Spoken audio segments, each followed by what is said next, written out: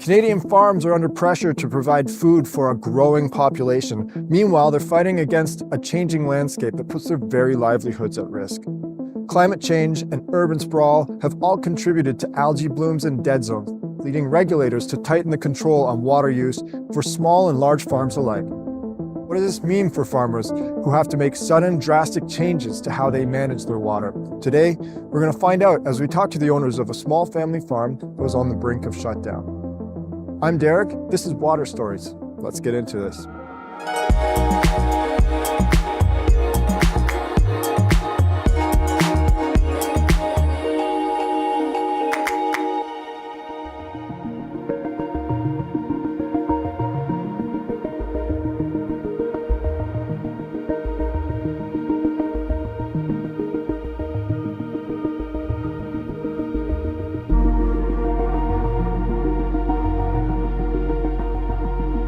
Lake Simcoe is called the jewel in the crown of Southern Ontario for a good reason. The major pollution problem for Lake Simcoe is excess phosphorus. We have about twice as much going into the lake as what science recommends would be a sustainable amount every year.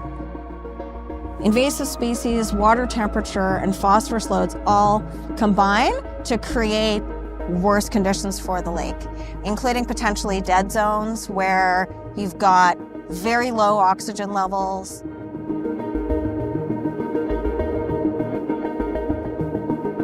A lot of the life that lives in the lake just can't handle that. The problem of cleaning up our lakes and cleaning up Lake Simcoe is really a two-pronged approach. On the one hand, you need new technologies to clean what's in the water, and on the other hand, you need strong policy and implementation and landowner stewardship.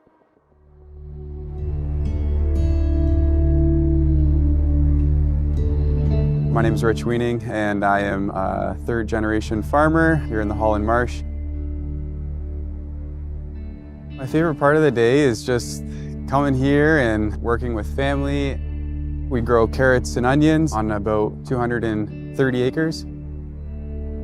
A few years ago, the Ministry of Environment came in with some new regulations that wanted farmers and processors to implement some either recycling system or treatment facility where they can treat the water before it gets sent out into the environment.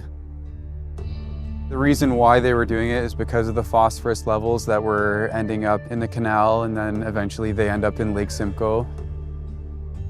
They really put us into a predicament where we had to decide whether we wanted to keep processing or whether we wanted to shut down that side of the business. So it's definitely a stressful time. We didn't want to shut down.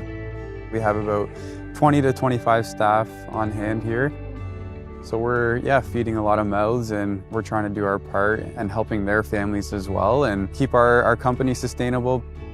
Ultimately, we decided that it was in our best interest to move forward and recycle the water. We came across Econse. Derek met with us and we found his water purification system and his recycling system. Ever since we've started using Econse, we've recycled hundreds of thousands of gallons of water. I mean, we probably only use a couple hundred liters a day because of Derek's system.